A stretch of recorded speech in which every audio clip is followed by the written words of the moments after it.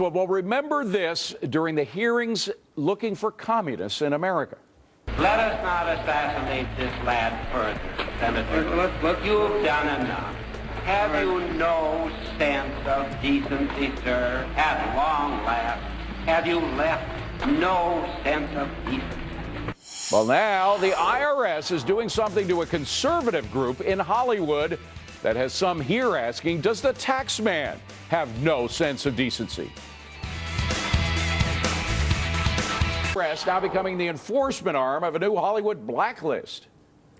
Yeah, I think it's part of a larger trend where it's become acceptable, sort of even encouraged to attack conservatives, anyone who questions government overreach, right? We saw this with the war on women. We see this with the IRS targeting.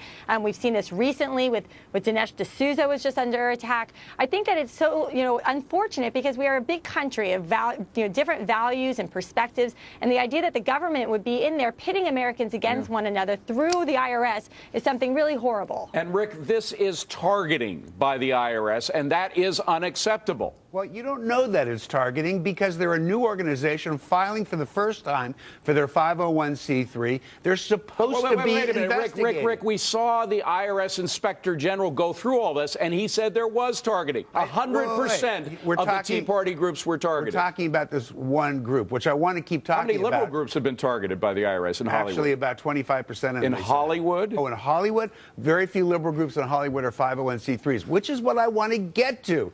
If you look at this, the biggest liberal groups in Hollywood are nonprofits that have never asked for the tax break. This group did. And by the way, this whole thing about Hollywood having this great prejudice against conservatives, look at the list. Kelsey Grammer is working constantly. John Voight just won the Golden Globe. All right, but hold on a second. Steve Forbes, the fact is that what the IRS wanted was the list of names of contributors.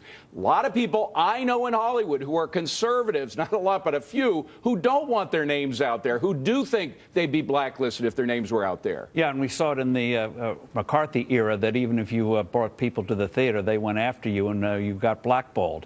And so what we see here is it's a chilling effect, David. If you know you're going to get in the crosshairs, a lot of people are going to say, not going to take the risk. John Tamny, Joe McCarthy wanted names. We want names. And isn't that the same thing that's happening now?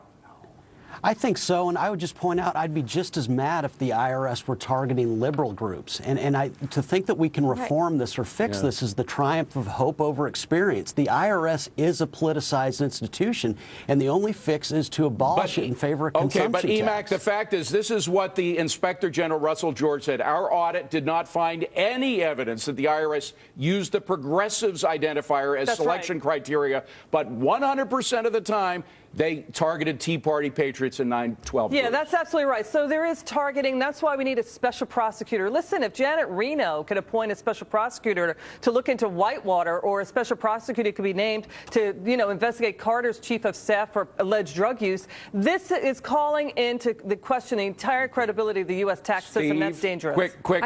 Yeah, special prosecutor? We need a special prosecutor because this government's not going to investigate itself, especially the IRS. Coming up, why the